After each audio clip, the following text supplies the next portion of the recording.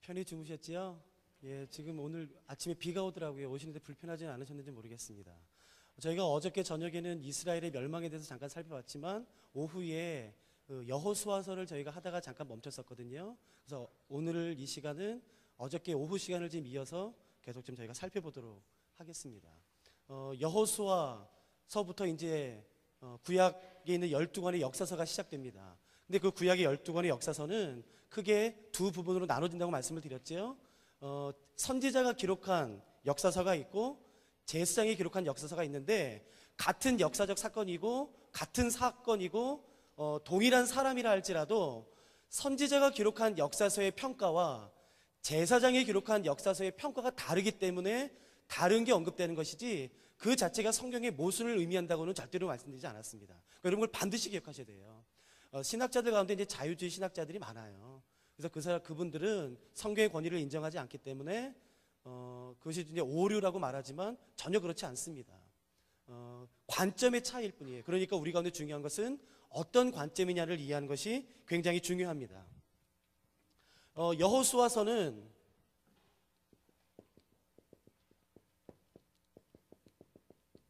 사사기서와 정확히 대조를 이루게 됩니다. 그러니까 여호수아서의 목적 중에 하나는 뭐냐면요, 이스라엘 백성들이 땅을 정복한 것입니다. 그러면 이거겠지요? 승리예요. 정복입니다. 도대체 승리의 비결이 뭐냐는 것이에요. 어떻게 이스라엘 백성들이 땅을 정복할 수 있었는가 하는 것입니다. 그래서 여호수아서를 읽으실 때에 반드시 우리가 여호수아서를 통해서 기억하셔야 되고 뽑아내셔야 될 진리는 뭐냐면은 이스라엘 백성들이 적은 숫자에도 불구하고 한 번도 군사훈련을 받지 않은 사람들임에도 불구하고 어떻게 하나님이 약속하신 그 땅에 들어가서 정복할 수 있었는가, 그 성공의 비결을 우리가 얻는 것이 여호수아를 읽는 가장 중요한 목적 중에 하나겠지요. 근데 이 여호수아와 대조되는 책이 사사기입니다. 사사기는 철저히 실패를 의미해요. 그래서 이 여호수아서와 사사기가 대조가 됩니다. 어떻게 해서 승리할 수 있었는가, 왜 실패했는가입니다. 그러니까 이런 것들은 저희가 지금 첫째 날부터 계속 다뤘던 주제 중에 하나이니까요. 그러니까 이렇게 넘어가도록 하겠습니다. 사사기는 어떻게 되냐면요, 사이클이 돌아갑니다. 이런 사이클이에요. 이스라엘 백성들이 죄를 범합니다. 그러면 하나님이 심판을 하세요. 근데 하나님이 심판을 어떻게 하시냐면요, 주변의 나라들을 통해서 하십니다. 주변의 나라들을 일으키셔서 이스라엘을 심판하세요. 그러면 이스라엘은 어떻게 하는지 아십니까? 고통 가운데 빠집니다. 그 고통 가운데 가서야 어떻게 하는지 아십니까? 회개를 해요. 잘못했다고 하나님께 빌어요. 그러면 그때 하나님이 사사를 보내십니다. 그래서 그 모든 문제를 해결해요. 그러면은 놀랍게도 평화가 옵니다. 그러면 또 죄져요. 요게 재밌는 것이에요. 또 죄져요. 그러면 하나님이 주변 나라를 일으키셔서 그 죄에 대해서 하나님이 심판을 하세요. 그러면 고통당해요. 그래서 하나님 살려달라고 부르짖어요. 회개해요. 그러면 하나님이 사사 보내세요. 그러면 평화가 옵니다. 그러면 또 죄져요. 여러분, 이 사이클이 6번 반복됩니다. 사사기에는요. 6번 반복되면서 점점 이스라엘 사람들은 신앙이 좋아져 갈까요? 아니면 점점 더 나빠져 갈까요? 점점 나빠져 가요. 점점 더 악해져 가요. 점점 더 잔인해져 가요. 그 이전에는요, 그렇게까지 잔인하진 않았다고요. 근데 점점 잔인해져요. 뭐 토막산의 사건을 내요. 여러분, 음란해져요. 심지어 제사장이 첩까지 둡니다. 그러니까 이전에는 상상하지도 못했던, 정말 상상하지도 못했던 그런 음란함과 죄악과 잔인함 가운데 이 사이클이 돌아가면서 점점 빠지고요. 죄송합니다. 이스라엘은 점점 영적으로 어두워져 갑니다. 점점 더 어두워져 가요.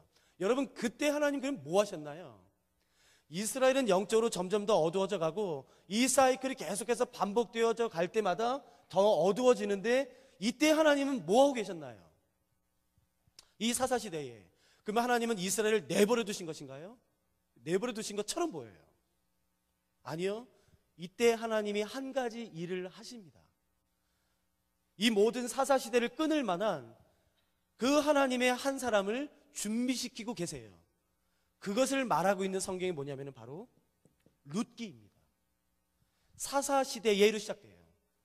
그 룻기 시대에, 그 사사시대에, 영적으로 정말 어두운 시대에 사람들이 더 타락하고 악해지고 악랄해지고 잔인해지고 심지어 제사장도 타락해서 성적으로 물러나는 그때에 하나님이 뭐하고 계셨는지를 말하고 있는 책이 바로 룻기예요. 여러분, 하나님이 세상을 포기하지 않으셨어요. 그때 이 사사시대를 끊을 만한 한 사람을 준비시키십니다. 그 사람이 누군지 아시겠습니까? 그 사람이 바로 다윗이에요. 하나님이 룻기를 통해서 하나님이 그 사사시대에 다윗을 준비하고 계셨음을 보여주는 책이 바로 룻기예요. 그래서 저는 룻기를 너무너무 좋아해요. 여러분, 룻기는 읽을 때마다 힘이 납니다. 하나님 그 어두운 때 포기하지 않으셨어? 하나님 준비하고 계셨어? 하나님 여전히 소망을 가지고 계셔? 여전히 하나님의 백성들을 사랑하고 계셔? 우리가 이 부분에 좀 더 구체적인 것은요, 오늘 오후에 좀 더 다뤄보도록 하겠습니다. 그 영적으로 어두웠을 때에 하나님이 포기하지, 심판하시지만, 책망하시지만 하나님이 완전히 버리지 않으시고 하나님이 새롭게 하시는 은혜가 있는데, 그건 저희가 오후에 좀 더 자세히 살펴보도록 하겠습니다. 그래서 여호수아와 사사기와 룻기가 이런 의미의 책입니다. 그리고 나서는 이제 마지막 사사인 사무엘이 사울을 뽑아서 사울에게 왕으로 기름 붓게 되죠. 그래서 이제 사무엘을 끝으로 사사시대가 끝나고 사울부터 왕정시대에 들어가게 됩니다. 사울, 그 다음에 다윗, 솔로몬. 그걸 저희가 좀 더 정리해 드릴게요.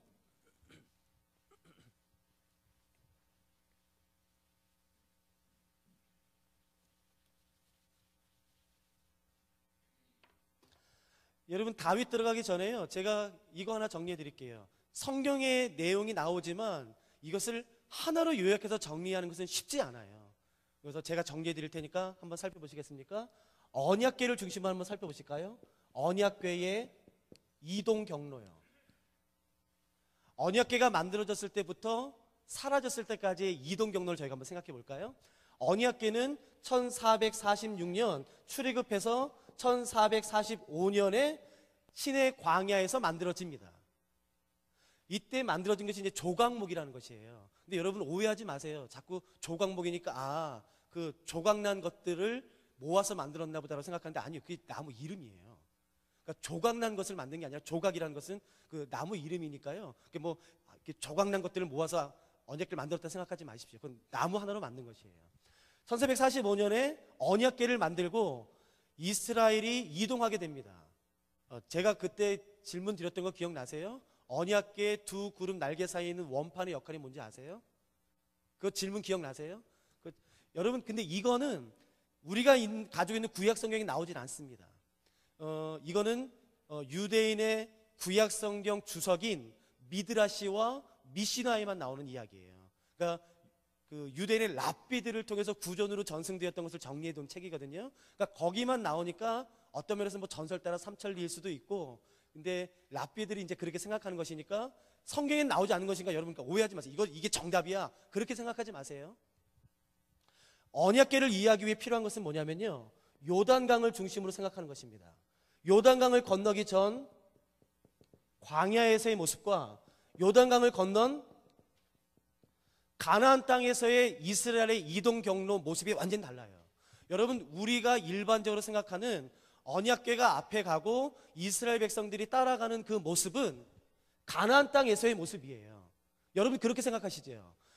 구름이 떠오르고 언약궤가 앞에 가면은 이스라엘 진들이 그 언약궤를 따라간다. 우리가 그렇게 생각하지 않습니까? 여러분, 우리가 그렇게 일반적으로 생각하는 것은 광야에서의 이동 모습이 아니라 가나안 땅에서 이스라엘 백성들이 이동할 때 그렇게 이동했었어요. 언약궤가 가고 언약궤를 바라보면서, 제사장들이 맨 언약궤를 바라보면서 이스라엘 백성들이 12지파가 세 지파 4개의 그룹으로 나눠서 이동했습니다. 그것은 가나안 땅에서의 이동 모습이에요. 그러면 광야에서는요, 완전히 다릅니다. 민수기에 의하면 구름이 떠오릅니다. 그 구름이 떠오르면은 제사장들이, 레위인들이 얼른 언약궤를 맵니다. 그리고 구름이 떠나요. 그러면 언약궤가 떠납니다. 그러면 이스라엘 백성들은요, 광야에서 이스라엘 백성들은 그때 이제 짐을 패킹하는 것이에요. 짐을 쌉니다. 뭐 불도 끄고 텐트도 접고 뭐 설치해놨던 것들도 다 접고. 여러분 200만 명이에요. 여러분 한 100명, 200명 정도가 아니라 200만 명입니다. 그러니까 짐을 싸고 텐트를 패킹하고 뭐 불을 끄고 뒷정진하는데 며칠 걸려요. 민수기에서는 그것이 3일 정도 걸린다고 나옵니다. 그러면 3일 정도 지나면요, 이미 집이 다 패킹되어 있어요. 이제 그러면 봅니다. 구름이 저기가 있다. 자, 저쪽으로 출발.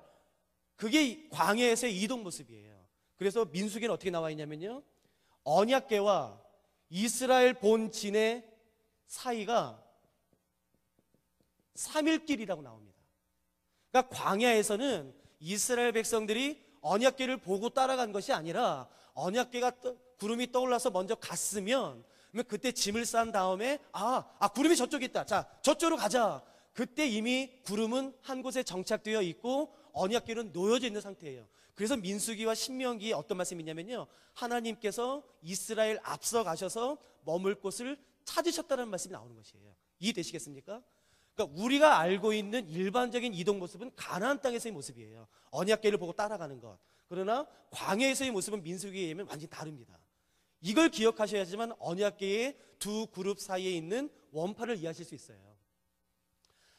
유대인의 전승에 의하면, 랍비 문헌에 의하면 어떻게 되냐면요, 구름이 떠오릅니다. 그러면 제사장들이 얼른 언약궤를 메요. 이렇게요.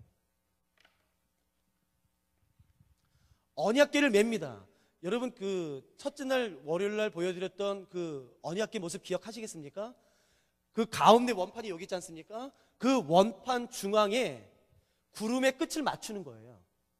구름이 이렇게 떠오르면요, 그 구름의 끝이 나와 있지 않습니까? 그 구름의 끝에 이 언약궤의 중심, 그 원판을 이렇게 맞추는 것이에요, 제사장들이요. 그리고 구름이 이동할 때에 그 언약궤를 맨 제사장들은 그 가운데 원판의 끝을 그 구름의 끝에 계속 이렇게 맞추면서 이동하는 것입니다. 그러니까 제사장들은 이동할 때에 앞을 볼까요? 아닐까요?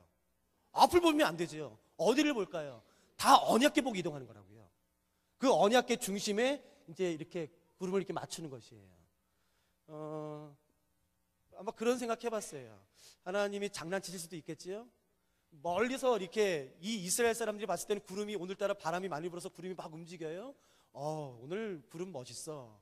그래서 생각해 보세요. 그 구름 밑에 있는 제사장들은요, 뛰어! 그 구름 끝에 맞춰서 이동하는 것이라고요. 그래서 제가 실제로 저희 제주도 열방대학, 제가 섬기는 SBS에서는요, 광야 체험이란 걸 해요. 2박 3일 동안 광야 체험을 하는데 저희 학생들과 간사들 모두 80명이 제가 대제사장 옷을 입든지 아니면 아론 옷을 입고 모세 옷을 입고요, 지팡이난을 잡고 모든 학생들과 간사들이 레위인 복장 혹은 12지파로 나눠서 이스라엘 복장을 다 입습니다. 저희가 다 만들어 놨거든요. 그리고 12지파로 다 나눠요. 그리고 깃발도 만들고 다 이동합니다. 그리고서 한 사람이요, 낚싯대에 큰 구름 기둥을 만듭니다. 낚싯대로요. 낚싯대 이렇게 해가지고요, 철사로 아주 한 2m 30대는 구름 기둥을 솜으로 만들어요. 그리고 그것을 낚싯대로 이렇게 띄웁니다. 그러면은 4명을 뽑아서 저희가 언약궤도 만들었거든요. 그 언약궤를 매게 해요. 여러분, 언약궤를 맨 제사장은 자기가 갈 곳을, 잘 들어보세요, 스스로 결정하나요? 그러니까 아니라고요. 그러면 언약궤를 맨 제사장들은 어디로 움직이나요? 무엇에 따라서 움직이나요? 구름이 가는 대로 움직이는 것이에요. 그래서 어떻게 하냐면요, 그 구름을 낚싯대로 이렇게 한 다음에 한 100명이 넘는 사람들이 움직이거든요. 그 구름이 가는 대로 이렇게 따라가는 거예요. 재밌어요. 구름 움직이는 사람은 쉽습니다. 그럼 밑에 있는 제사장들 어떻게, 뛰어! 난리도 아니라고요. 그러니까 정말 재밌다고요. 그런데 여러분, 제가 그렇게 경험했을 때 가장 재밌었던 것 중에 하나가 이거예요. 제가 한번 구름을 안 움직여 봤어요. 10분 동안. 그랬더니 언약궤를 메고 있는 제사장들이 어떻게 되는지 아세요? 이거 움직여야 되는데 10분을 못 참아요. 그럼 여러분 대답해 보세요. 구름이 안 움직이면 움직이는 게 원칙입니까? 안 움직이는 게 맞습니까? 안 움직이는 게 맞다고요. 구름이 안 움직이면. 그러니까 여러분, 하나님이 항상 우리가 바쁘게 사역하는 것만을 기뻐하지 않으신다고요. 이해되시겠어요? 구름이 멈춰 있으면 머무는 게 순종입니다. 구름이 갈 때 가는 게 순종이듯이 구름이 움직이지 않을 때는요, 아무것도 하지 않는 것, 잠잠히 있는 것은 더 큰 순종이에요. 근데 여러분, 바쁘게 사역하는 게 더 쉽습니다. 저희는 사역자이니까 알아요. 아마 우리 목사님들과 사역자들 아시지 않습니까? 바쁘게 사역하는 게 훨씬 쉽습니다. 움직이지 않는 건 더 어려워요. 그러니까 그런 역할을 하는 것이 언약궤예요. 제가 다시 한번 정리해 드리겠습니다.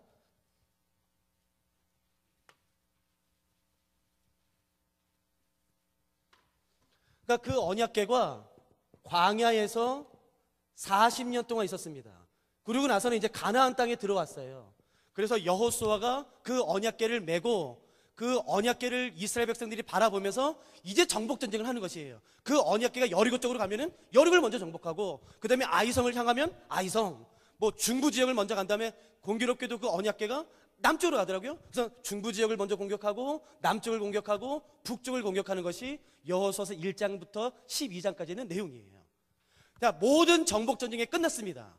그러니까 이제 필요한 것은 뭐냐면요, 그 언약궤가 더 이상 이동하지 않고 어느 한 곳에 놔두는 것이 필요했어요. 여기까지 따라오셨죠?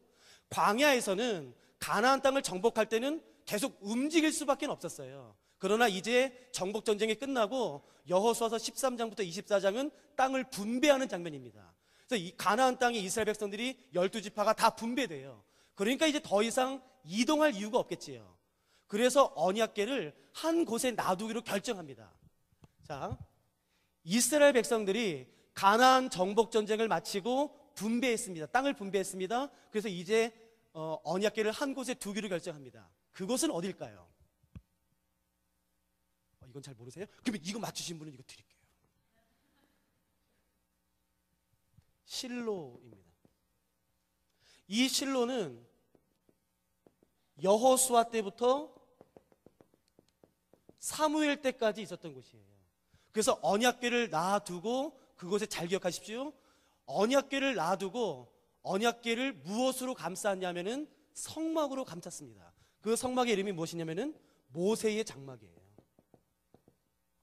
여기까지 이해되시죠?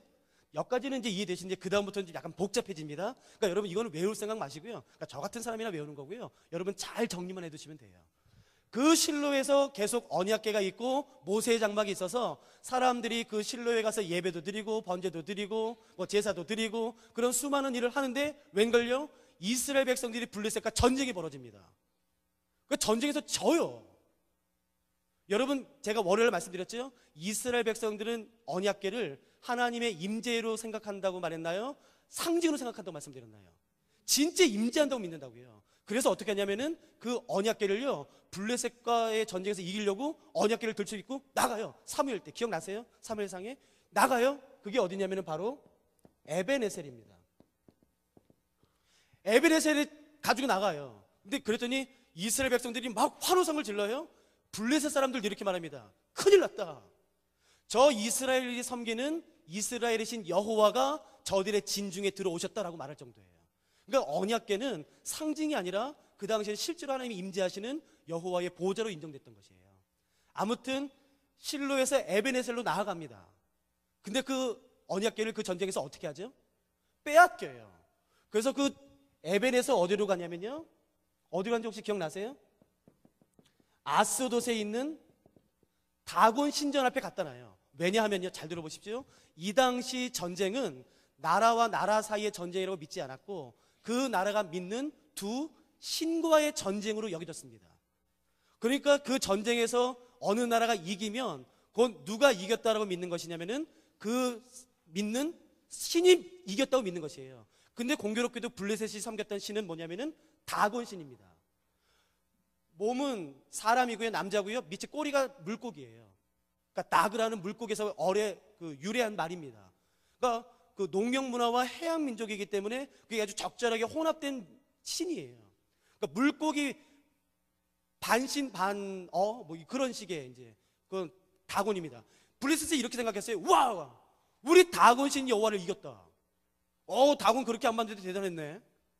다곤 대단해. 그래서 어떻게 했냐면요, 이스라엘의 신을, 그러니까 여호와가 언약궤에 임한다고 믿었으니까요, 그 언약궤를 다곤 신상 발등에서 앞에 내려놓은 것입니다. 패배했다는 의미로요. 그래서 그게 아스돗이에요. 근데 웬걸요? 자고 일어났더니 다곤이 넘어져 있어요. 또 세웠더니요, 목이 부러져 있어요. 이거 뭐야? 그래서 혹시 이게 언약궤 때문인가? 그래서 아스돗에서 어디로 보내죠? 가사로 보냅니다. 죄송합니다. 가드죠. 가드로 보냅니다. 근데 거기서도 또 사람들이 죽어가요. 그래서 어디로 보내냐면은 에그론으로 보냅니다. 여기서 또 사람들이 죽어가요. 그래서 어디로 보내냐면요, 블레셋 지방으로 보냅니다. 그러니까 여러분 사무엘상하 읽으실 때 이걸 잘 보셔야 되는 게요, 이게 이 지방이 경상도, 전라도, 충청도 이런 것을 의미하는 지방이 아니라 히브리어로는 사대라는 단어예요. 그 사대라는 히브리어는 원래 뜻은 뭐냐면요, 사람들이 살지 않는 들판, 필드란 뜻입니다.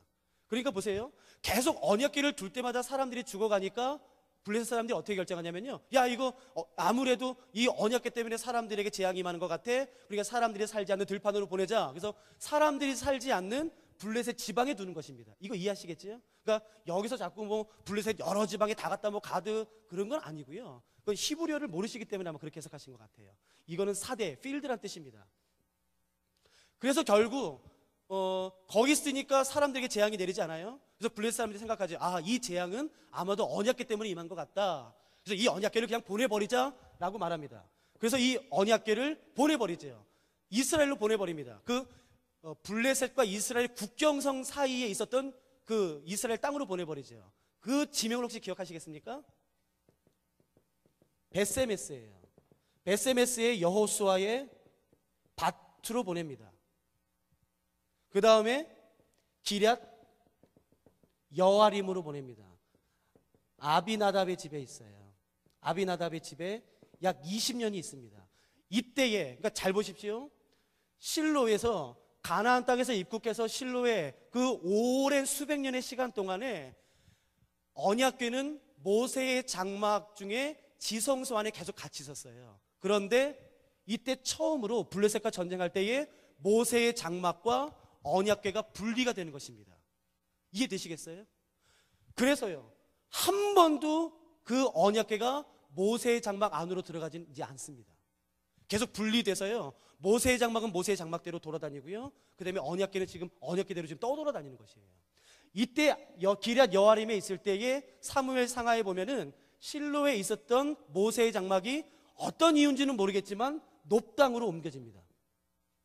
여러분 혹시 기억나세요? 다윗이 높당에 왔었다고요. 그때 거기서 그 제사장만 먹을 수 있는 진설병을 먹는다고요. 그러니까 그때 이 기럇 여아림 20년 있을 때에 어떤 이유인지 모르겠지만 모세의 장막이 실로에 있다가 높당으로 옮겨집니다. 그리고 이 기럇 여아림에 20년 있을 때 다윗이 왕이 되죠. 그래서 다윗이 어떻게 하냐면은 그 언약궤를 예루살렘 성, 자기가 있는 예루살렘 성으로 가지고 오려고 그래요. 그래서 뭐 난리를 치지요. 뭐 잔치를 벌이고 가져오는데 웬걸요?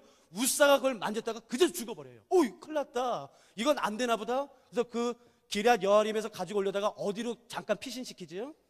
오벳 에돔 집으로 피신시킵니다. 여기서 3개월이 있어요. 석 달. 그런데 이 언약궤가 들어가자마자 블레셋과는 정반대 일이 일어납니다. 재앙이 아니라 그 집이 축복받기 시작해요. 그냥 아무 것도 안 하고 그냥 언약궤 있음에도 불구하고 그냥 있음으로요. 그래서 하나님이 다윗 생각하지, 괜찮나 보다, 이거 언약궤 가져올 수 있나 보다. 그래서 오벳 에돔 집에서 다윗성, 다른 말로 하면은 예루살렘 성으로 가지고 와서 어떻게 하냐면요, 그 언약궤를 보관할 텐트를 하나 만듭니다. 그래서 텐트를 하나 만들고 그 안에 언약궤를 두어요.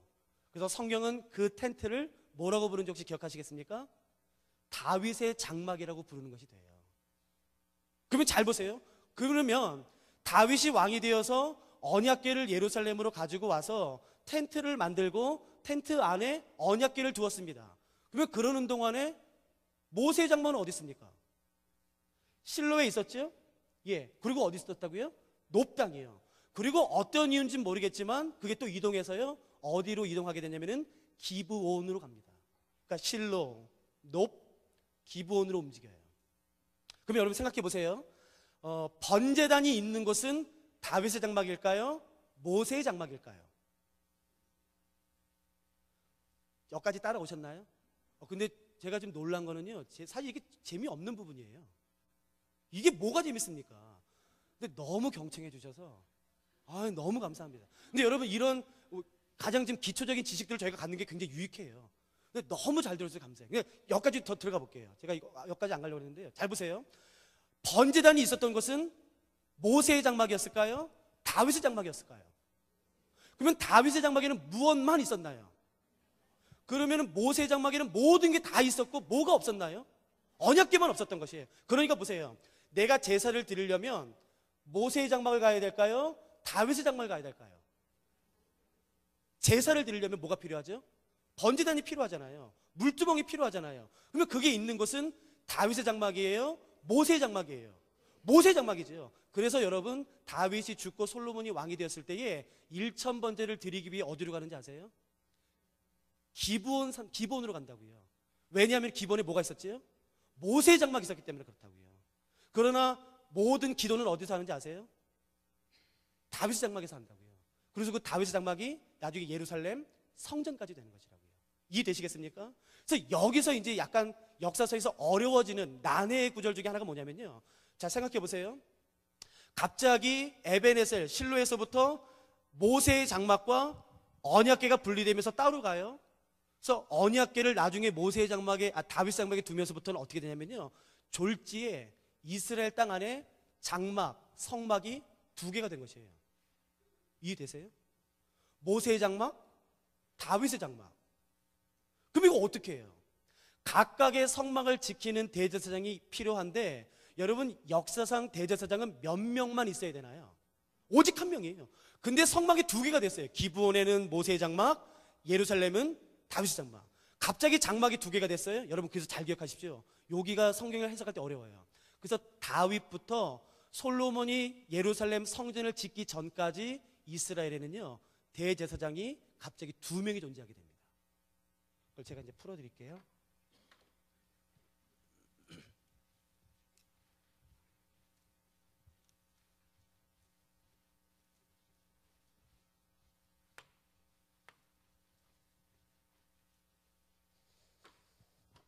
여기 레위인이 있습니다. 레위가 3명의 아들을 낳지요. 첫 번째 아들은 게르손. 그러니까 이거는 그냥 정리만 해두세요. 게르손, 고핫 혹은 성경의 그핫이라고 불러집니다. 그리고 마지막 아들은 무라리예요. 이렇게 레위가 3명의 아들을 낳습니다. 3명의 아들 가운데 게르손이 장자예요. 그건 확실합니다. 그럼에도 불구하고 성경에서는 고핫, 그핫이 집중돼요. 그 이유는 뭐냐면요, 고핫에게는 4명의 아들이 있었는데 그 중에 한 명이 굉장히 유명합니다. 아므람, 이스할, 헤브론, 우시엘. 여러분, 이 아므람, 이스할, 헤브론, 우시엘 4명 가운데 낯익은 이름이 있으세요? 우시엘이요? 아므람이요?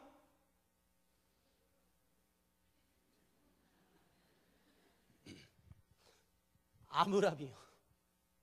아므람이 누구 아버지일까요? 모세 아버지예요. 미리암, 아론, 모세, 이렇게 아들이에요. 이스라엘 백성들이 출애굽한 다음에 성막을 만든 다음에 성막을 총책임지는 사람이 필요했어요. 그래서 하나님이 누구를 선택했냐면은 모세의 형인 아론을 대제사장으로 임명하셨습니다. 그랬더니 아론이 임명되자마자 아론의 아버지 아므람이 집중된 것이에요. 그래서 거꾸로 고핫이 집중된 것입니다. 원래 정확히 따지면 게르손이 장자예요. 그러나 나중에 아론이 대제사장으로 선택됐기 때문에 거꾸로 올라가서 고핫이 이제 집중되기 시작하는 것입니다. 그러나 기억하십시오. 게르손이 장자예요. 아론에게는 4명의 아들이 있었지요. 나답, 아비후. 그러나 나답과 아비후는 레위기 10장에서요, 여호와께서 명하지 않은 다른 불을 가지고 들어갔다가 그제서 죽어요. 그래서 3번째 아들인 엘르아살과 이다말이 이어받게 됩니다. 대제사장직은 세습직이에요. 유일하게 이 당시에는요. 사사도 세습직이 아니었다고요. 이 아론이 죽자 대제사장은 원래 나답이 대제사장의 직을 물려받아야 되는데 엘르아살이 물려받습니다. 그래서 민수기 26장의 인구조사를 1장의 인구조사는 아론과 모세가 하지만 26장의 2차 인구조사는 모세와 그래서 엘르아살이 하게 되는 것이에요. 그 엘르아살의 아들의 이름이 굉장히 유명합니다. 혹시 기억하시겠습니까? 아들의 이름이 굉장히 유명해요. 그 바알볼 사건에서 민수기 25장에서요, 이스라엘 백성들이 음란한 죄에 빠지자 족장 리더가 음란한 죄에 빠지자요, 창을 가지고 들어가서 그래서 찔러 죽여버려요. 비느하스입니다. 그래서 아론이 대제사장, 엘르아살, 비느하스가 대제사장 직분을 갖습니다. 이 라인에 있었던 대제사장이 바로 사독이에요. 이다 말의 계통의 대제사장은요, 여러분 혹시 사무엘 당시 때 대제사장이 누구였죠? 사무엘 당시 때요? 엘리였었습니다. 엘리는 엘르아살 계통의 대제사장이 아니라 이다말 계통의 대제사장이라고 나옵니다. 여러분, 이 모든 것들은 역대상 1장부터 9장에 나오는 것이에요. 그 족보예요. 그 따분한 족보. 그게 없으면 이건 못 만듭니다. 그리고 엘리 때 사독과 동시대의 대제사장이 누구였냐면은 아비아달이에요. 그 아들이 아비멜렉입니다. 그러니까 보세요. 다윗과 솔로몬이 예루살렘 성전을 건축하기 전에 공교롭게도 예루살렘은 다윗의 장막이 있었고 기브온에는 모세의 장막이 있었기 때문에 장막이 두 개가 존재했기 때문에 대제사장도 두 명이 필요했었습니다. 그래서 사독은 기브온 산당에서 모세의 장막을 섬겼던 대제사장이고요, 아비아달은 다윗 곁에서 다윗의 장막을 지켰던 대제사장입니다. 이해되시겠습니까? 약간 어렵죠? 재미없으시죠? 근데 이거를 정리해 두시면 도움이 될 겁니다. 이것만 정리해 드릴게요. 더요. 이 중에서요, 이 모든 사람들이 다 레위인입니다. 누가 레위인이냐는 것이 누가? 여러분, 이 레위의 자손들 다 게르손, 고한, 무라리 모든 자손들은 다 레위인이고요. 그러면 누가 제사장이냐는 것이겠죠. 제사장은 아론의 아들들이 제사장입니다. 이해되시겠습니까? 레위인 중에서 제사장은 누구냐? 아론의 자손들이 다 제사장이 되는 것이에요. 그러면 대제사장은요, 그 아론의 자손 중에서 첫째 아들이 대제사장이 된 것입니다. 그러니까 혹시 이거 이해되시겠습니까? 레위인 안에 제사장이 있고 제사장 안에 대제사장이 있는 것입니다. 그러니까 이런 식으로 사무엘상을 정리하시면 괜찮을 것 같습니다.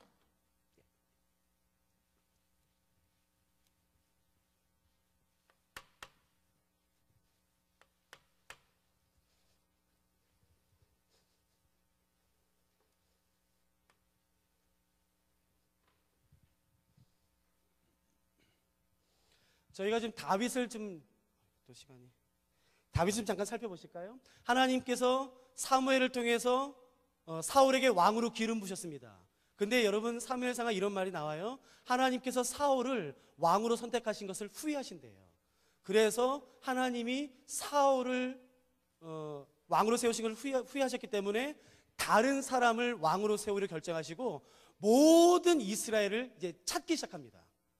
사울을 대신해서 왕이 될 다른 한 사람을 찾기 시작하세요. 역대하에 의하면 이런 말씀이 있습니다. 여호와의 눈이 온 땅을 두루 감찰하셨대요. 그러니까 사울을 대신해서 이스라엘을 다스릴 왕을 이제 하나님이 찾기 시작하는 것이에요. 그 하나님의 눈이 온 이스라엘을 다 다니는 것입니다. 그래서 최고의 그 가문에도 갔었겠죠. 하나님의 눈이요. 최고의 가문, 아니요, 거기도 없었어요. 최고의 학부, 최고로 머리가 똑똑한 사람들이 모여있는 학교에도 하나님의 눈이 갔겠죠. 사울을 대신할 왕을 찾기 위해. 최고로 잘 사는 동네에도 갔겠죠. 역대하 이렇게 나옵니다. 여호와의 눈이 온 땅을 두루 감찰하셨대요. 그러니까 사울을 대신할 왕을 하나님이 지금 찾고 계십니다. 그런데 그 하나님의 눈이 한 촌구석에 멈춰져요. 그래서 여러분 혹시 말씀 한번 잠깐 찾아보시겠습니까? 사무엘상 13장입니다.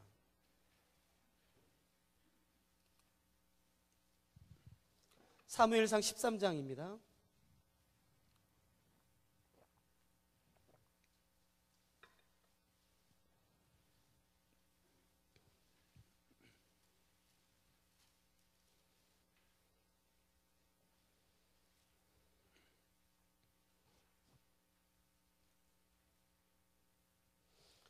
(13장) 13절부터 14절 두 절을 읽어드릴 테니까 여러분 이때 상황이 어땠는지 한번 잘 들어보십시오. 사무엘상 13장 13절 14절을 제가 읽겠습니다. 사무엘이 사울에게 이르되 왕이 망령되이 행하였도다. 왕이 왕의 하나님 여호와께서 왕에게 내리신 명령을 지키지 아니하였도다. 그리하였더라면 여호와께서 이스라엘 위에 왕의 나라를 영원히 세우셨을 것이거늘 지금은 왕의 나라가 길지 못할 것이라. 여호와께서 왕에게 명령하신 바를 왕이 지키지 아니하였으므로 여호와께서, 잘 보세요, 그의 마음에 맞는 사람을 구하여 여호와께서 그를 그의 백성의 지도자로 삼으셨느니라 라고 했어요. 그러니까 하나님은 어떤 사람을 찾고 계시냐면요, 하나님 마음에 맞는 사람을 찾고 계신 것이에요. 사도행전의 말씀도 기억나세요? 내가 이새의 아들 다윗을 만나니 내 마음에 합한 자라고 나와요. 합한 자라.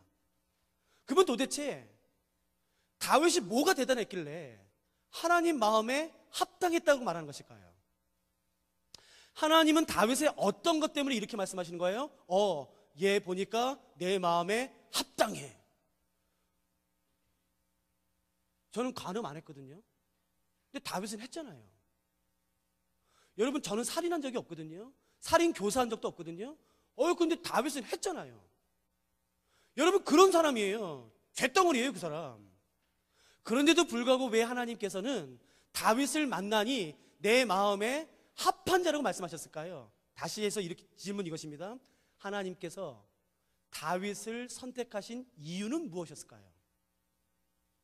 우리가 그 이유만 알면 우리도 하나님에게 사용받을 수가 있겠죠.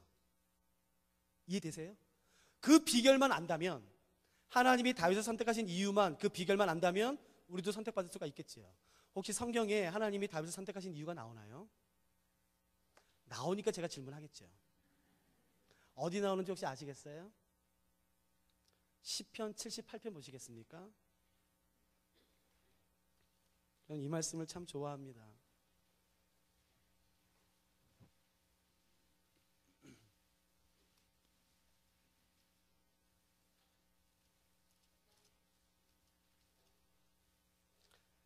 시편 78편이에요.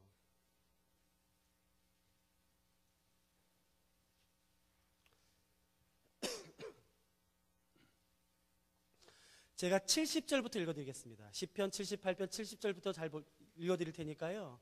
혹시 하나님이 다윗을 선택하신 이유가 무엇인지 알 수 있는 단어나 구절이 있으면 여러분 찾아보십시오.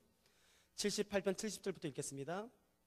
또 그의 종 다윗을 택하시되 양의 우리에서 취하시며 젖 양을 지키는 중에서 그들을 이끌어내사 그의 백성인 야곱, 그의 소유인 이스라엘을 기르게 하셨더니. 그러니까 보세요. 하나님께서는 다윗을 왕으로 선택하기로 언제 결정하셨는지 아세요? 다윗이 뭐 할 때인 줄 아십니까? 양칠 때예요. 골리앗과 싸워서 이기기 전입니다. 여러분, 우리는 무엇인가 하나님을 위해서 걸출한 일을 했을 때에 하나님으로 선택받기에 합당하다는 생각을 해요. 아니에요. 기억하십시오, 이 본문을.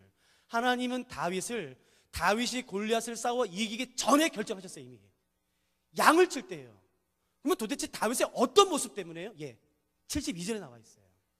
이에 그가 그들을 자기 마음의 완전함으로 기르고 그의 손의 능숙함으로 그들을 지도하셨도다 라고 되어 있어요. 여러분, 개역 개정에는요, 그의 마음의 완전함이라고 번역했습니다. 혹시 개역 한글 이 이전 성경을 가지고 계신 분은 없으시죠? 지금 이 이전 가지고 계세요? 거기는 무슨 단어로 되어 있나요? 성실함으로 되어 있습니다. 그때 사용된 히브리어가 톰이라는 히브리어예요. 그 톰이라는 히브리어는 성실로 번역되는 단어입니다.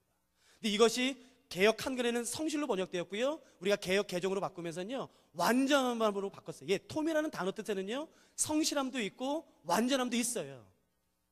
여러분, 하나님이 다윗이 양을 칠 때에 이 사람 됐다, 이 사람 참 양 치면 되겠다, 내 이스라엘 백성 치면 되겠다 결정하셨어요. 왜요? 톰이라는 단어 때문에. 톰, 그 단어의 뜻은 성실함입니다. 완전함입니다. 여러분, 그래서 제가 이것을 히브리어를 공부하다가요, 제가 영국에 있을 때에 제 학생으로 들어왔던 유대인에게 제가 물어봤어요. 여러분, 언어는 사전을 가지고 공부하는 것도 중요하지만 더 중요한 게 뭔지 아세요? 그 단어를 실제로 사용하고 있는 사람들이 어떤 상황에서 어떤 때 그 단어를 사용하는지를 아는 게 더 중요합니다. 사전적인 정의보다는요, 이 단어가 어떤 상황에서 어떤 문맥에 쓰는지를 아는 게 더 중요해요. 그래서 제가 유대인에게 물어봤어요. 야야야, 이 78편 요 72절에 쓰인 톰이라는 단어 있지 않냐? 그게 뭐냐 그게? 여러분 아세요? 성실함으로 번역됐습니다. 여러분 혹시 나중에 영어 성경을 찾아보십시오. 성실함 하면 영어로 뭔지 아세요? faithful, sincere, 신실한, 이렇게 되는 것이에요. 아니요, 영어 성경 어디에도 이 성실함이라는 단어를 sincere, faithful로 번역한 곳은 한 곳도 없습니다. 그 단어를 영어로 이렇게 번역했어요.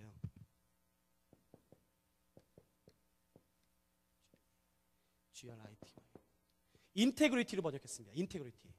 여러분 이 단어 뜻이 뭔지 아세요? 제가 유대인에게 직접 물어봤어요. 야야야, 너희 유대인들은 이 톰이라는 히브리어를 어떤 상황에서 쓰냐? 아니, 누구한테 쓰냐? 제가 그 말을 듣고 깜짝 놀랐습니다. 우리 유대인들은 이 성실함이라는 히브리어 톰을 어떤 때 쓰나, 어떤 사람에게 쓰냐면은 이럴 때 쓴다. 어떤 사람의 모습이 많은 사람 앞에서의 모습이나 골방에 혼자 있을 때의 모습이 동일할 때 우리는 그 사람을 일컬어 이 톰이라는 단어를 쓴다. 속에 있는 마음과 밖으로 드러나는 것이 같을 때에 우리는 그 사람을 향해서 이 사람은 성실한 사람이야, 톰이야 라고 말한대요. 그 말 듣고 깜짝 놀랐어요. 그러니까 성경에서 인정하는 완전함이라는 뜻이 뭔지 아시겠습니까? 성경에서 하나님이 인정하시는 성실함이 무엇인지 아시겠습니까? 많은 사람 앞에서의 모습이나 골방에 나를 아무도 모르는 혼자 있을 때 모습이 동일한 사람을 일컬어 하나님이 이렇게 말씀하세요. 이 사람 참 성실하다, 이 사람 참 완전하구나 라고 말하는 것이에요. 그렇게 큰 능력이 없어도, 큰 지식이 없어도, 학벌이 없어도, 돈이 없어도 많은 사람 앞에서의 모습이나 골방에 있을 때의 모습이 같을 때 하나님이 이렇게 말씀하신다고요? 이 사람 완전해, 성실해라는 것이에요. 잘 보세요. 구체적으로 어떤 건 제가 설명해 드릴게요. 여러분 혹시 제가 첫째 언제인지 정확히 모르겠는데 제가 분명히 말한 것 같은데, 목동 고를 때 기억나세요? 제가 말씀드렸는데, 목동은 부자였나요? 가난한 사람이었나요? 그래서 자기 양을 치나요? 다른 사람의 양을 치나요? 그거 기억하시죠? 여러분, 그러니까 이 말입니다. 다윗이 자기의 양을 칠 때나 다른 사람의 양을 칠 때나 모습이 똑같았다는 것입니다. 여러분 보세요. 나에게 양이 네다섯 마리밖에 없다고 생각해 보세요. 그거 얼마나 금주옥에 키우겠어요? 정말 내 자식처럼 얼마나 아끼면서 키우겠어요? 근데 여러분, 늑대가 나타났다고 생각해 보세요. 나 지금 네다섯 마리밖에 양이 없는데 여러분 그 양 버리시겠습니까? 이거 양 없어요. 나 이거밖에 없어요. 그럼 어떻게 하시겠습니까? 목숨을 걸고라도 싸울 거라고요. 죽을 각오라고 싸울 거라고요. 막 돌멩이를 던지고 막대기로 때리면서 그 내 양이 빼앗기지 않도록 싸울 거라고요. 여러분, 다윗이 그렇게 했답니다. 기억하시죠? 근데 여러분, 그렇게 하듯이 누구의 양도 그렇게 했는지 아십니까? 다른 사람의 양도 그렇게 했다는 것이에요. 다른 사람이 200마리, 300마리의 양을 다윗에게 위탁합니다. 너 오늘 할 일 없지? 여러분, 이 당시 목동은요, 정말 허드렛 일 하는 사람입니다. 이 당시는요. 너 오늘 할 일 없잖아. 양이나 쳐, 양이나. 그냥 아르바이트나 해. 여러분, 다윗이 자기 양도 아닌 주변 마을 사람들의 양을 쳤다고요. 그런데 사자가 나타나고 곱이 나타났다고 사울 앞에서 말합니다. 그때 다윗이 어떻게 했는지 아세요? 여러분, 아마 사자가 와서 다윗과 협상할지 모르겠습니다. 사자가 다윗에게, 곰이 다윗에게, 야, 오늘 내가 바쁘니까 200마리 중에 내가 한 마리만 물어갈게. 내가 이거 외에는 내가 더 이상 손대지 않을게.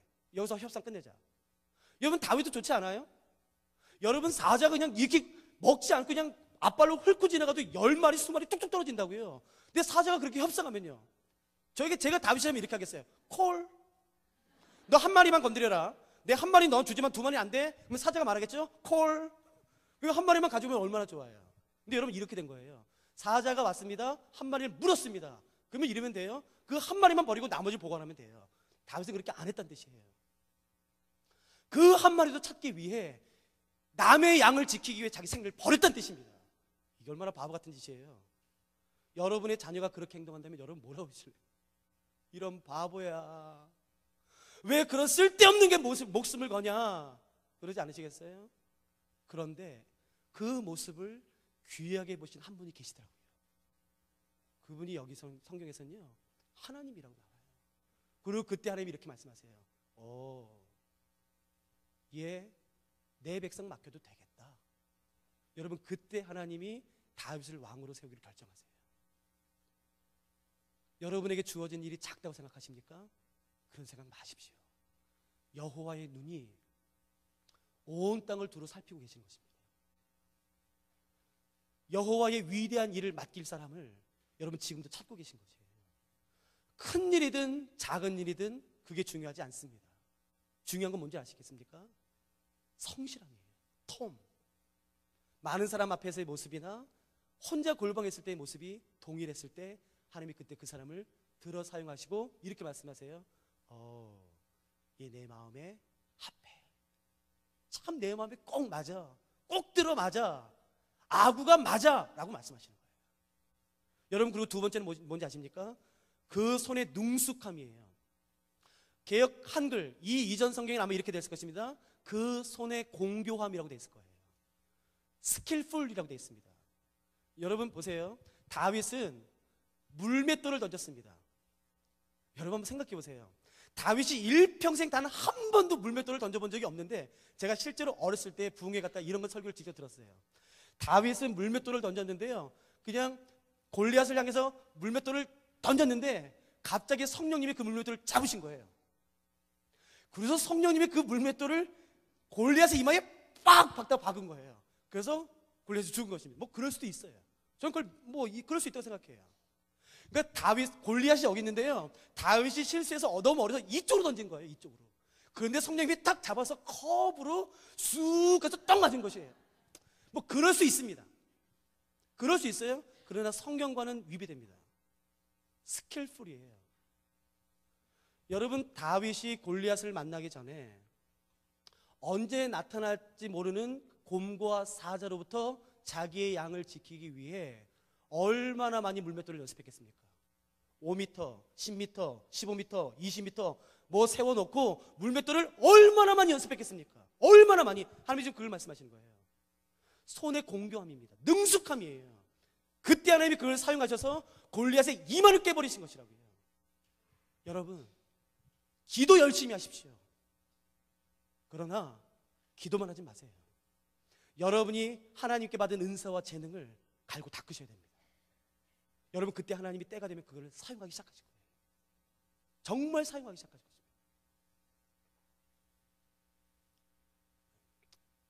죄송합니다. 제가 잠깐 멈춘 게 제 얘기를 드리려다가 안 드리는 게 나을 것 같다라는 생각이 갑자기 들어서 이건 안 하는 게 나을 것 같아서 내가 넘깁니다. 그러니까 여러분 꼭 기억하시겠습니까?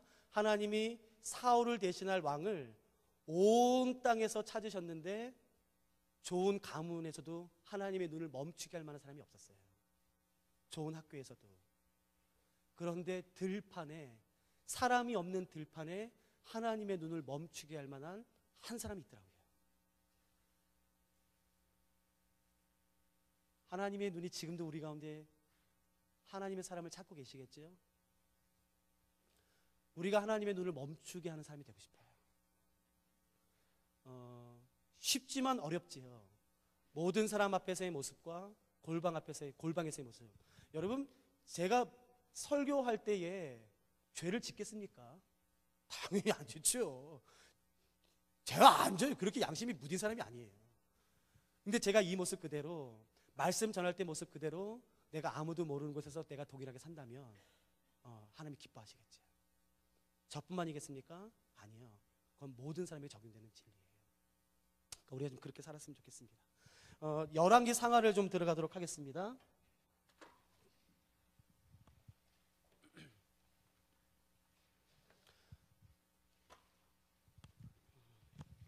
여러분, 열왕기 상하를 읽어보시거나 공부하신 분들은 반드시 100% 이 질문을 가지게 됩니다. 연대 문제예요.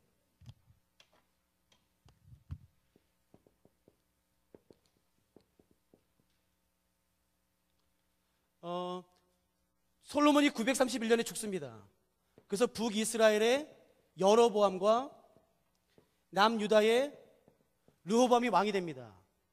같은 해에 왕이 돼요. 같은 해에. 근데 재밌는 사실은요, 이스라엘의 역사와 남유다의 역사가 쭉 가다가 북이스라엘의 왕과 남유다의 왕이요, 한날 한시에 죽은 사건이 있어요. 한날 한시예요.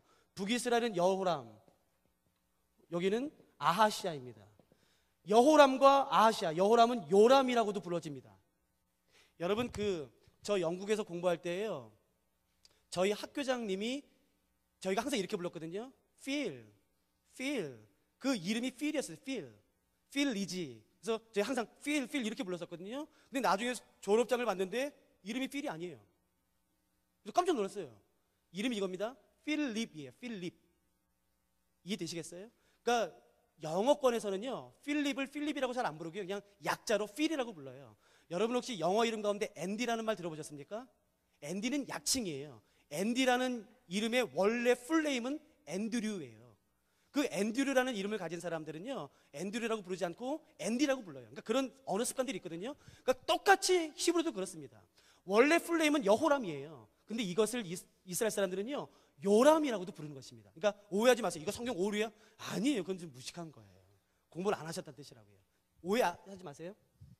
이 여호람, 요람과 아하시아가 한날에 죽습니다. 그러니까 잘 보세요. 같은 해에 즉위해서 같은 해에 죽었습니다. 그러니까 열왕기 상하에 나오는 연대를 계산하면 이 연대가 동일해야 되겠죠. 당연히 같은 해에 즉위했다가 같은 해에 죽었으니까. 그런데 연대를 계산하면요, 이게 아마 98년 될 겁니다. 그리고 밑엔 95년 돼요. 3년이나 차이 납니다. 3년이나. 아니요. 이 뒤는요, 20년 차이 납니다. 이 북이스라엘과 남유다의 차이가요. 무려 연대 차이가 20년이나 나요. 그래서 이렇게 역대상하 공부할 때에 가장 빠지는 오류 가운데 이거예요. 이거 뭐야 이거? 이거 왜 성경이 이렇게 틀려? 그런 두려움이 있어서 자꾸 열왕기상하를 공부를 못하게 된다고요. 걱정하지 마십시오. 이 연대 문제가 생기는 이유를 제가 말씀드릴게요.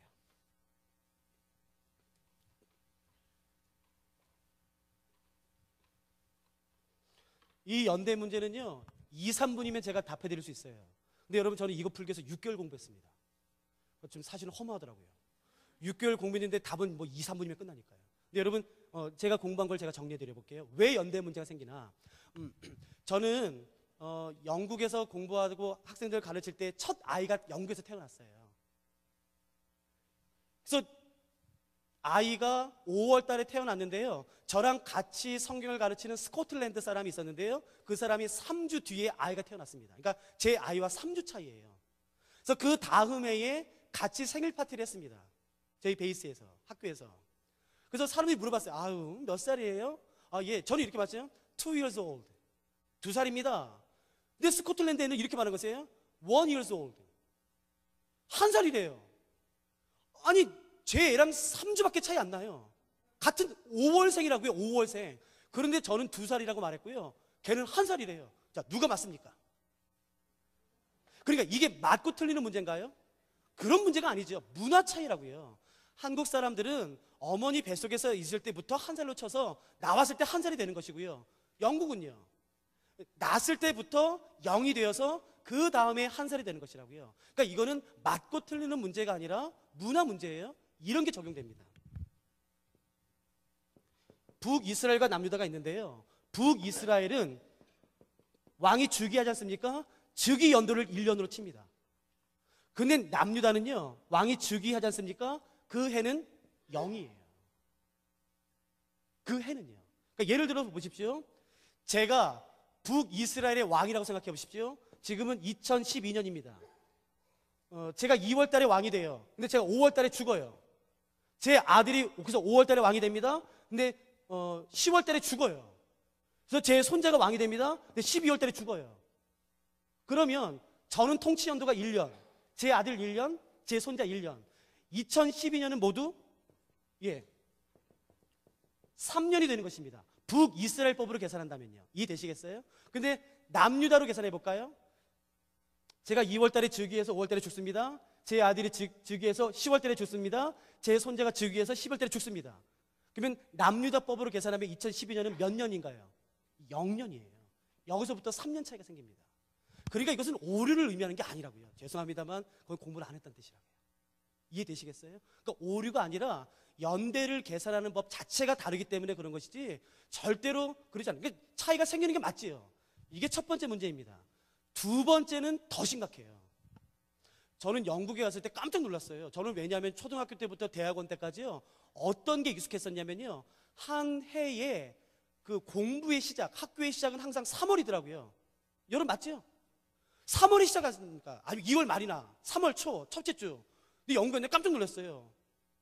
한 해의 학교의 시작이 3월이 아니더라고요. 몇 월인지 아세요? 9월이에요. 그게 익숙하지가 않더라고요. 그게 9월에 학교가 시작돼요? 자, 뭐가 맞습니까? 이게 맞고 틀리는 문제가 아니라고요. 이해되시겠어요? 근데 여러분, 그것은 지금 생긴 게 아니라 아주 옛날부터 있었던 것입니다.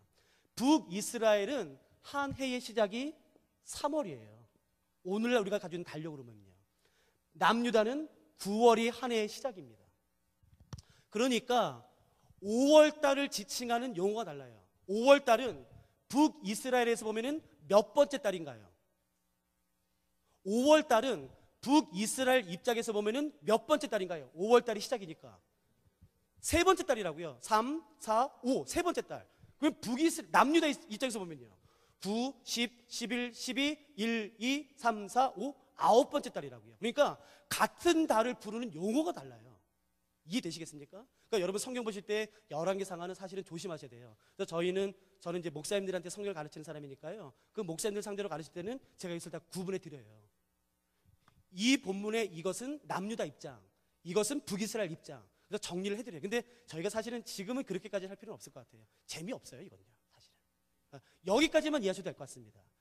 그러니까 시간의 차이가 생기는 게 당연하겠습니까? 아니겠습니까? 당연한 것이에요. 하나만 더 말씀드릴까요? 예, 하나 더요. 또 하나 이유는 뭐냐면요.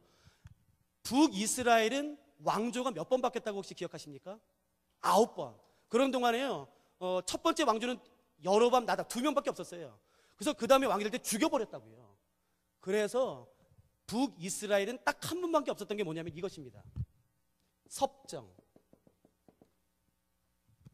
아버지가 죽은 다음에 그 아들이 왕이 되는 게 맞는데요. 어떻게 아버지가 말년에 좀 아프세요. 그러면 어떻게 하냐면요. 아버지가 돌아가지 않으셨음에도 불구하고, 왕이 돌아가지 않으셨음에도 불구하고 그 아들을 왕으로 세웁니다. 그러면 어떤 게 생기냐면요. 아버지의 통치 연대와 아들의 통치 연대가 겹치는 부분이 생겨요. 북이스라엘은 이게 딱 한 번 있습니다. 왜냐하면 왕조가 계속 바뀌게 해서요. 술을 틀면 그냥 죽이는 것이에요. 그래서 북이스라엘은 이런 섭정이 딱 한 번 있었습니다. 그런데 남유다는 왕조가 바뀌었나요? 안 바뀌었나요? 안 바뀌었다고요. 그래서 뭐 우시아도 말년에 문둥병이 걸리지 않습니까? 나병이. 그래서 그 아들이 대신 통치한다고요. 이게 무려 7번이나 있습니다. 그렇기 때문에 남유다는 통치 연대가 중복되어서 기록될 수밖에 없겠지요. 그래서 저런 이유 때문에 열왕기 상하에는 연도의 차이가 생기는 것입니다. 혹시 이해되시겠습니까? 그러니까 절대로 오해하지 마세요. 아유, 성경 이거 틀렸어.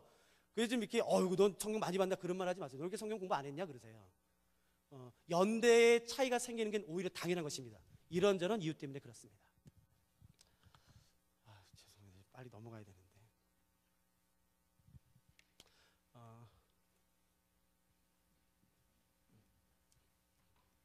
제가 진도를 너무 많이 못 빼서요. 이렇게 이런 거라도 드리려고 제가 좀 정리 좀 해드릴게요.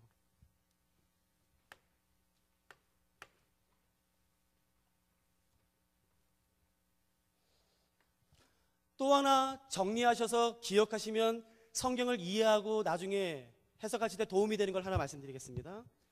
북이스라엘은 모두 19명의 왕이었고 9개의 왕조였었는데요. 첫 번째 왕은 여로보암. 첫 번째 왕조는요. 그리고 나답입니다. 두 번째는 바사, 그 다음에 엘라. 그 다음에 세 번째 왕조는 시므리요. 시므리. 뭐 한글은 아니고요. 시므리. 그 다음에 네 번째 왕조는요. 오므리입니다. 여러분 보세요. 이 당시 북이스라엘에 대한 언급이 주변 나라에 많거든요. 그 주변 나라에는 북이스라엘 어떻게 불렀냐면요. 오므리의 나라로 불렀습니다. 그러니까 오므리는 위대한 왕이었을까요? 아니었을까요? 위대한 왕이었겠죠.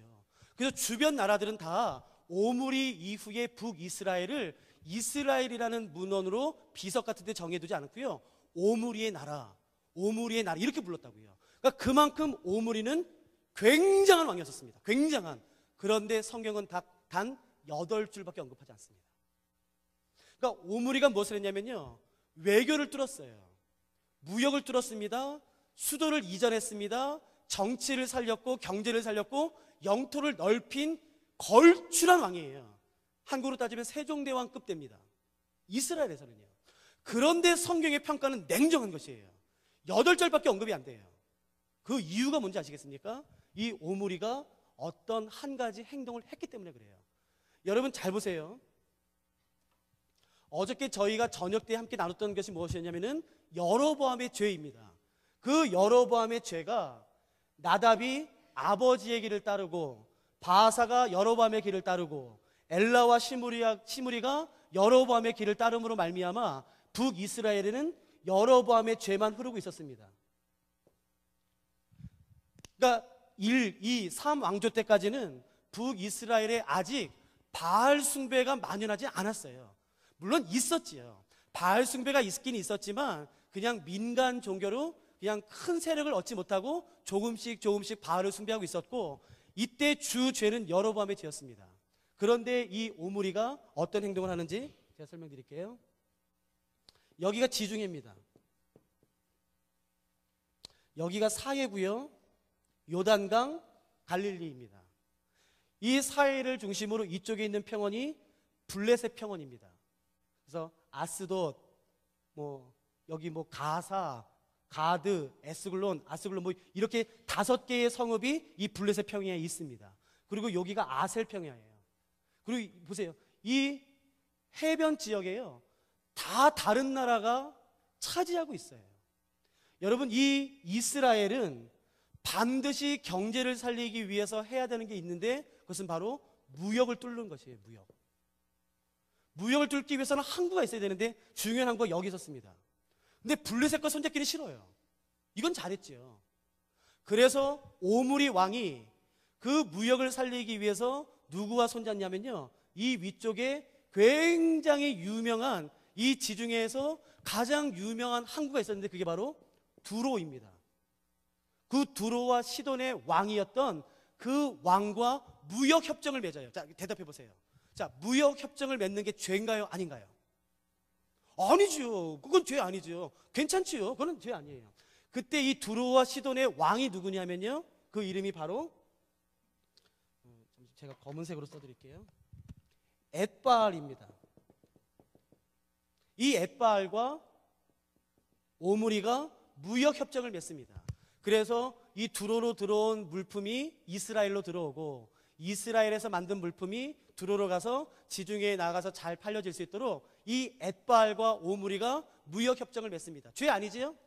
그런데 여기까지 했으면 좋은데 오므리가 한 단계 더 나가요. 여러분, 엣바알입니다. 이름이 엣바알이에요. 누구를 섬겼겠습니까? 이 당시 문헌을 제가 살펴봤더니요, 이 당시 엣바알은 왕뿐만 아니라 바알의 제사장의 일을 겸직했었습니다. 근데 이 엣바알에게는요, 정말 신앙으로 가득 찬, 정말 바알의 영광이 온 땅에 충만하길 바라는, 정말 그 바알에게 정말 오심을 다해 섬기는 아주 귀한 딸이 한 명 있었어요. 그 딸의 이름이 뭐였냐면은 바로 이세벨이었어요. 그 엣바알의 딸 이세벨과 오므리의 아들 아합을 결혼시킨 거예요. 그러니까 이 이전까지, 오므리 이전까지 이스라엘은 아직 바알 숭배가 만연하진 않았다고요. 그런데 오므리가 엣바알과 무역 협정을 맺으면서 그 엣바알의 딸인 이세벨을 자기의 며느리로 데리고 들어와요. 제가 영국에서 성경 공부할 때에요, 제 룸메이트가 네팔 사람이었었거든요. 나바라치 싱이라는 네팔 사람이에요. 제가 이런저런 얘기하다가 너는 왜 이름이 싱이냐, 싱? 노래하냐? 뭐 그런 얘기하다가요, 걔가 그러더라고요. 야야야야, 너 그게 이름이 어떤 이름인지 알아? 그게 뭔데? 여러분, 네팔은 지금까지도 카스트 제도가 있습니다. 그 카스트 제도 중에서도요, 최상위 급이 싱이에요. 그래서 자기가 왕족이에요. 나중에 봤더니 정말이에요. 그 형제가, 나바라치 싱 그 형제가요, 네팔에 내리지 않습니까? 그러면 사람들이 무릎 꿇고 절합니다. 근데 걔가 저한테 이랬어요. 야야야, 지금은 우리 네팔이 불교 라마 불교가 됐다. 그런데 우리는 처음부터 불교 나라가 아니었대요. 지금은 라마 불교지만. 그러면 어떻게 해서 니네가 불교 나라가 됐냐? 예, 그 네팔의 왕자랑요, 중국의 한 공주가 결혼을 했대요. 정략적으로요. 근데 그 공주가, 중국의 공주가 네팔로 시집 오면서 그 공주가 얼마나 불교에 열심히 특심인 사람이었는지요, 이 말 표현이 맞아요. 그 불교를 섬기는 공주가 중국에서 네팔까지 걸어오는 동안에 밟는 모든 땅들을 다 불교화시켰어요. 밟는 모든 땅들을. 그래서 네팔에 오자마자요, 모든 네팔의 국교로 불교를 정한 것입니다. 여러분 보세요. 이세벨은 만일에 평빈의 신부로 들어왔다면 이만큼 영향력은 없습니다. 그런데 이세벨이 누구로 들어왔는지 아세요? 왕비로 들어옵니다. 그래서 이세벨이 들어오면서 어떤 신앙뿐만 아니라 이 엣바알의 누구까지 데리고 오냐면요, 제사장들까지도 같이 데리고 들어와요. 그래서 이 바알 숭배를요, 북이스라엘의 국교로 만듭니다. 그래서 순식간에 북이스라엘이 무엇으로 빠진지 아십니까? 바알 숭배로 빠진 거지. 순식간에. 그러니까 여러분, 갑자기 성경을 읽다가 어느 한순간부터 갑자기 바알 그 얘기 많이 나오지 않습니까? 그게 바로 요때예요. 그 이전까지는 바알 숭배가 없었다고요. 그런데 그 바알 숭배가 이세벨로 말미암아요, 순식간에 이스라엘의 국교로 인정되면서 합법적으로 바알 제사장들이 인정되고 바알의 신전을 세워주고 하면서부터는요, 모든 이스라엘 백성들이요 순식간에 바알 숭배에 빠져요. 그래서 오므리 때에 어떤 죄가 첨가됐냐면은 여로보암의 죄와 바알의 죄가 첨가된 것입니다. 그래서 한순간에 북이스라엘이 바알 숭배로 완전히 덮여버리게 됐어요. 혹시 여기까지 이해되십니까? 제가 그 다음까지 설명드리고 죄송합니다. 마치겠습니다. 여러분, 이건 북이스라엘이죠? 여긴 북입니다.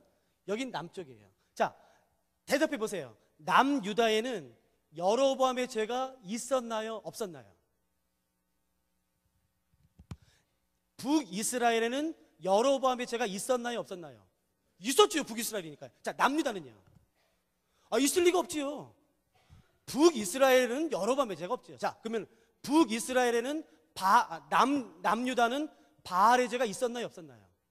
아직 없다고요. 그냥 몇 명 섬기는 정도지 그거 가지고 하나님의 심판의 정도는 절대로 아니라고요. 그러니까 보세요. 이 남유다는요, 요때까지만 해도 아주 진공 상태였다고요. 죄에 대해서.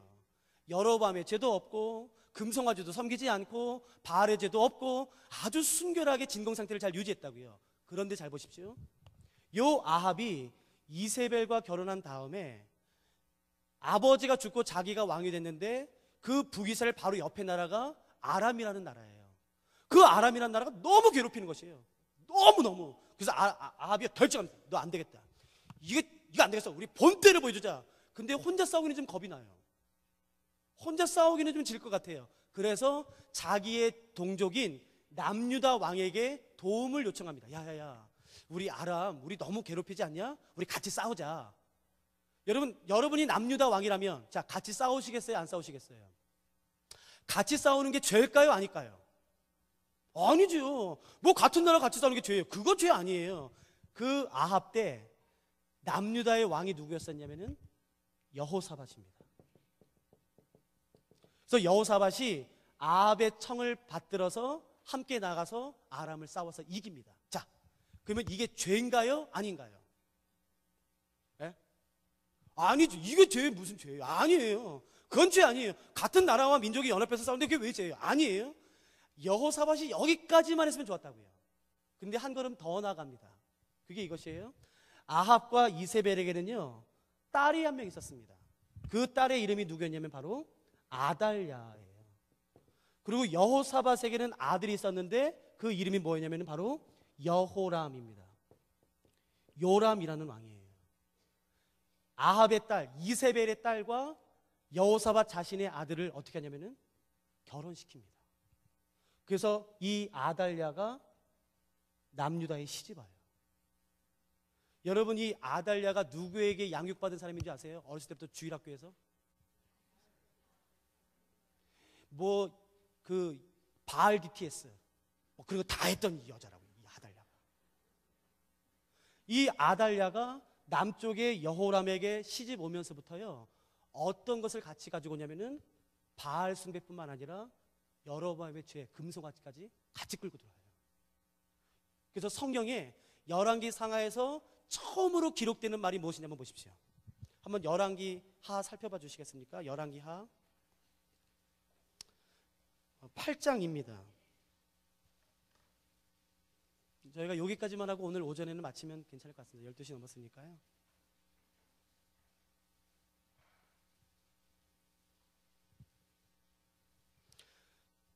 이거는 참 비극적인 말이에요. 그러니까 이 말씀엔 사실 집중되지 않습니다. 은혜가 되지 않는 구절이기 때문에 그래요. 근데 이 말씀은 역사적으로 너무너무 중요한 구절이기 때문에요, 반드시 이해하시는 게 중요합니다. 열왕기 하 8장 16절부터 제가 읽어보겠습니다. 8장 16절. 이스라엘의 왕 아합의 아들 요람 제5년에 여호사밧이 유다의 왕이었을 때에 유다의 왕 여호사밧의 아들 여호람이 왕이 되니라. 이해되시겠죠? 여호사밧의 아들 여호람이에요. 여호람이 왕이 될 때의 나이가 32세라 예루살렘에서 8년 동안 통치하니라. 여러분 18절이 처음으로 등장하는 구절입니다. 그가 누구의 길을 따르죠? 이스라엘 왕들의 길을 가서 아합의 집과 같이 하였으니 이는 아합의 딸이 그의 아내가 되었음이라. 그가 여호와 보시기에 악을 행하였다고 되어 있다고요. 여러분 보세요. 여호사밧 전까지는요, 이 남유다에 바알 숭배도 없었고, 뭐 없었다는 말이 완전히 없었단 말은 아니지만 바알 숭배도 없었고 여로보암의 죄도 없었습니다. 그러나 여호사밧이 이 바알의 숭배와 여로보암의 죄가 남유다에 들어올 수 있도록 어떻게 했냐면요, 문을 열었었어요. 그러니까 자기는 죄짓진 않았습니다. 이해되세요? 여호사밧은 자기는 죄짓진 않았어요. 그러나 문을 열어놨습니다. 그래서 아달랴가 시집 오면서 이 두 가지 죄를 다 같이 가지고 왔는데, 그래서 이 여호람이 아버지의 길을 따르지 않고 누구의 길을 따르냐면요, 장인의 길을 따랐다고 성경에 나오는 거죠. 아합. 그래서 바알을 섬기기 시작하고 여로보암의 길을 따라서 금송아지를 만들고 이상한 제상들을 섬기기 시작했을 때가 바로 이때입니다. 그래서 여러분 제가 어저께 했던 말 기억나세요? 여호사밧의 평가가 선지자 입장과 제사자 입장이 다르다고요. 여러분 선지자 입장에서 보면 이것은 어떤 것인가요? 선지자 입장에서 보면요, 나쁜 거죠. 그래서 선지자가 기록한 열왕기 상하에서는요, 여호사밧의 평가가 안 좋습니다. 그러나 여러분 제사장 입장에서는 여호사밧이 전쟁할 때에 먼저 성가대를 조직하고 하나님께 예배하고 하나님께 기도했던 그 모습은 어떤 것인가요? 좋지요. 그러니까 제사장이 기록한 역대 상하에서는 여호사밧이 좋은 왕으로 언급되는 것이에요. 그러나 두 모습이 다 여호사밧에 있는 것이에요. 이해하시겠습니까? 관점의 차이일 뿐입니다. 그런데 여러분 보세요.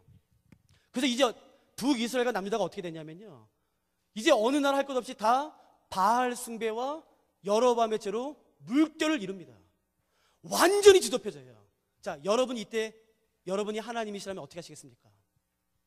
북이스라엘뿐만 아니라 이제 남유다까지도요, 그 두 가지 죄가 물 밑듯이 들어왔어요. 폭포수처럼 들어왔습니다. 그래서 어느 나라 예외할 것 없이 두 나라가 다 두 가지 죄악이 완전히 가득 차기 시작했어요. 자, 여러분이 하나님이라면 어떻게 하시겠습니까? 그래서 하나님이 어떻게 하시는지 아세요? 이때 이 두 가지 죄를 끊어버리세요. 그래서 북이스라엘은 예후를 보내십니다. 예후를 보내셔서 바알의 제사장과 이세벨과 아달랴를 다 죽여요. 그리고 남유다는요, 여호야다, 기억나세요? 그 제사장 요아스를 숨겨서 이 남유다도 종교개혁을 일으킵니다. 이제 하나님이 더 이상 참지 않으시고 이 두 가지 죄악이 북이스라엘과 남유다를 가득 찾아 여기서 끊어서 다시 새롭게 시작할 수 있는 기회를 주세요. 예후와 어린 아들 요아스를 통해서요. 비극은 뭔지 아십니까? 그 예후와 그 아들이 여호와스거든요. 이제 하나님이 여로보암의 죄와 바알의 죄를 끊을 수 있는 정말 어마어마한 기회를 주신 거예요. 그렇지 않습니까? 누구든지 그 기회를 갖고 싶어 하잖아요. 내 힘으로 안 되는데 하나님이 다 해주셨어요. 근데 비극은 이렇게 시작됩니다. 예후와 여호와스가 여로보암의 길로 따랐더라, 이렇게 나와요. 그래서 또 다시 반복되는 것이에요. 근데 하나님이 또 다시 기회를 주십니다. 또 다시 나와요. 여로보암의 길로 따랐더라.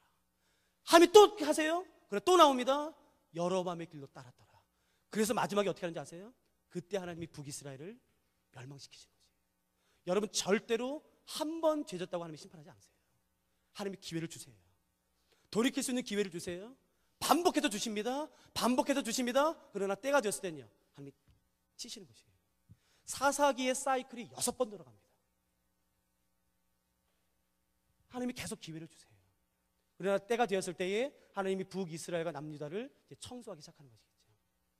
여기까지가 북이스라엘과 남유다의 역사의 아주 중간 부분까지입니다. 저희가 오전은 여기까지 하고 오후에 그 이어서 나가면 어떨까 싶습니다. 식사 맛있게 하시고요, 저희가 1시 반에 뵙도록 하겠습니다. 제가 기도하고서 마치겠습니다. 하나님, 오늘까지 오게 하셔서 감사합니다. 성경에 많은 진리들이 있고 또 많은 사건들 때문에 저희가 성경을 공부하는 것이 쉽지 않지만 하나님, 성경을 잘 이해할 수 있도록 하나님 저희들을 지혜롭게 해주시옵시고 들을 수 있는 마음을 주셔서 잘 정리될 수 있도록 도와주시옵소서. 하나님, 이제 저희가 식사를 할 텐데 그 음식이 저희들의 삶을 윤택하게 할 수 있도록 도와주시고 또 힘을 얻을 수 있도록 도와주시옵소서.